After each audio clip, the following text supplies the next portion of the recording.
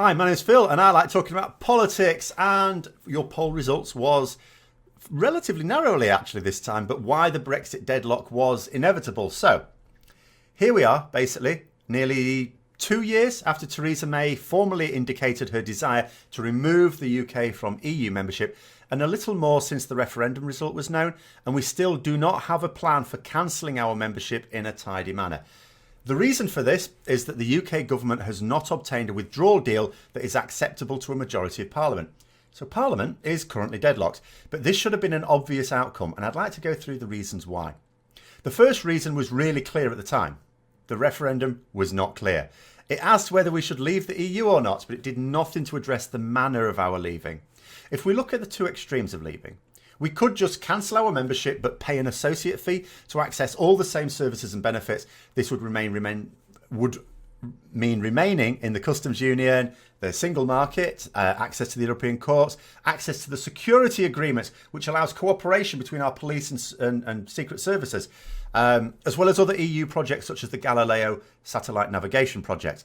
Essentially, life could then continue as it had before, but we'd have no seats on the European Parliament and therefore no influence on the rules that we would have to follow. On the other extreme, we cut all ties and become the only nation silly enough to try and very much go it alone, not only without deals and agreements with the EU, but also with the rest of the world. And then there are a few options between those extremes, which also may have been possible. But looking at the extremes in particular, there is a world of difference between them both. Politically, economically, and legally, they are like night and day. But which form of leaving did people have in mind if they voted to leave? And which form of leaving would the Remain vote have accepted if they had to? It's no good forgetting about us. We don't know because we weren't asked.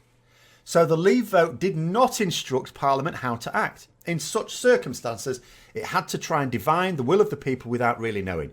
Cue lots of gobshites saying they know what the people want. But there's no proof. But for some people, that's ideal. People don't like proof. They have to argue with it then.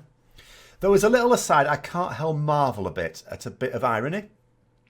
The very people who argue that they want a complete breakaway from the EU because they want the UK Parliament to make all the decisions are the same people who are complaining that the UK Parliament isn't doing what they say. If they think our MPs are so amazing, why are they criticising our actions now? But the second reason why the deadlock was inevitable is much more fundamental to that.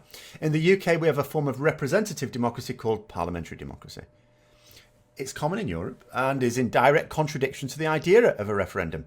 In any form of representative democracy, here's how the system works. During the general election, we vote for the candidate whom we believe is going to best carry out our wishes in Parliament.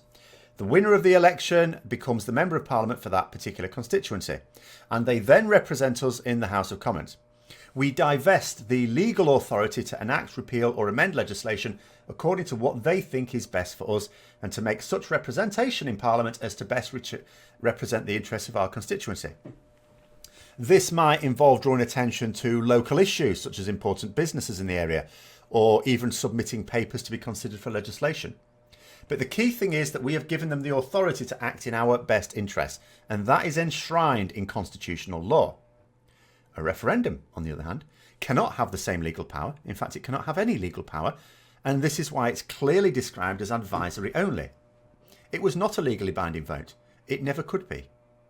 So why can't a referendum be legally binding? Well, let's pretend that the referendum and the Commons are people. We'll say that the House of Commons is Sally and the referendum is George. We ask both of them if they think that the UK should leave the EU and tell them both that their decision will be carried out. So George says that we should leave, but Sally says we should stay. Well, it's now impossible to carry out the wishes of both. In fact, it's only possible to carry out the wishes of both if they both agree. In the last few referenda, in the referenda we've had in this country so far, the few number of them, they have agreed, so it's all been fine. But in the event of not agreeing, you're deadlocked. One has to take precedence. This means that only one system can have the legal right to enforce its will. And in the UK, that's the House of Commons. It couldn't be any other way. If the House of Commons did not have the constitutional legal power to enforce its will, we'd have to have a referendum on everything. Every tiny little detail. So in the general election, we basically elected an overwhelming number of pro-EU MPs. So legally, they can just look at that referendum result and say, OK, we've taken your advice. Your advice is pants. We're going to ignore it. And that is the legal and constitutional situation in the UK.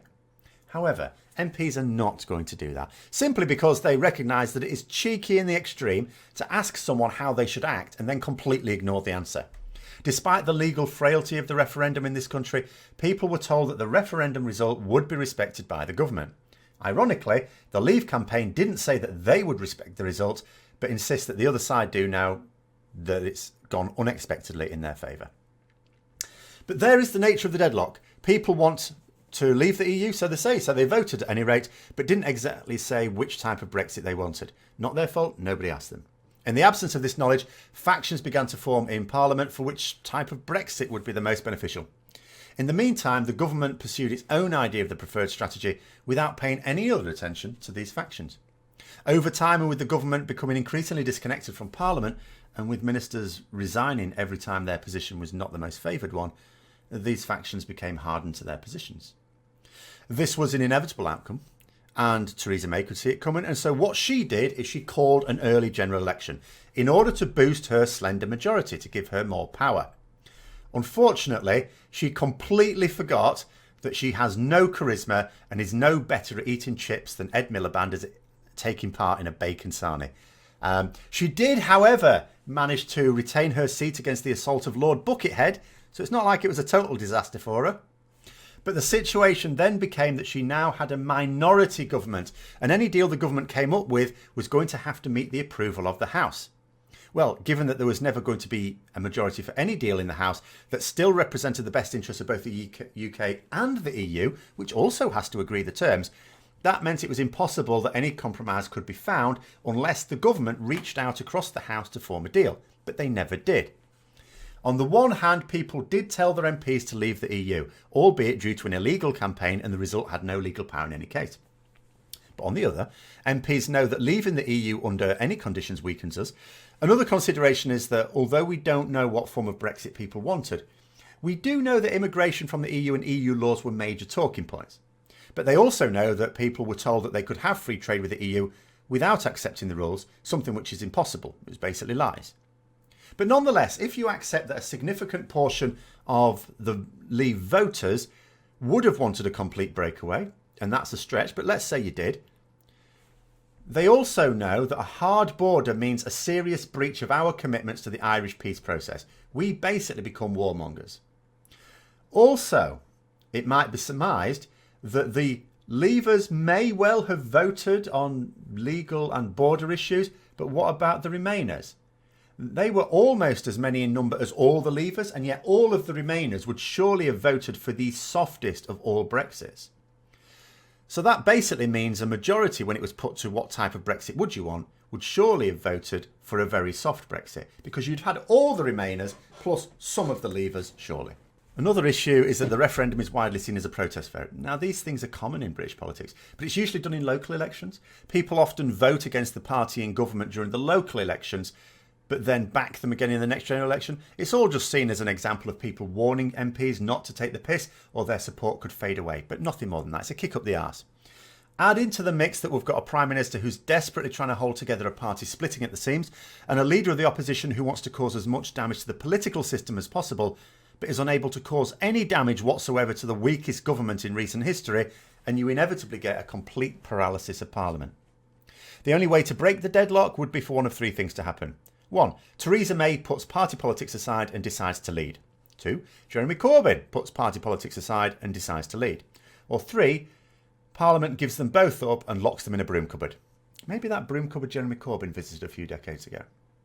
So until one of those things happens, we're left on a course for having no deals with any nation on earth, no trade deals when we rely on trade, no bilateral security agreements when we rely on intelligence to keep our population safe. In fact, no deals or agreements of any kind that we have grown to rely upon. What we don't do is what someone suggested, which is a successful Guy Fawkes 2.0. Bear in mind that although our political system could be a lot better, it is only failing now because David Cameron threw a spanner in the works. He basically put us in a situation that went directly against our democratic process, and then buggered off to France. If we educated people on how our political systems work as a priority, then we wouldn't have had this trouble in the first place. What we don't do is destroy the only thing that gives our country any form of communication with the wider world just at a time when communication is going to be crucial. But we also have a responsibility. Yes, successive governments deliberately suppressing understanding of political and legal systems by not getting schools to teach it properly is not the fault of the people. But we have never had it easier when it comes to being able to find information for ourselves these days. So, those are my views on why the political deadlock was inevitable. The poll for tomorrow's topic is on the channel homepage in the community tab, so don't forget to have your say there. If you enjoyed the video, don't forget to hit the like button as well as subscribe for further discussions. Click the bell notification so that you get those notifications of not only new content, but also the polls. And share with others who may also be interested. And until next time, I'll see you later.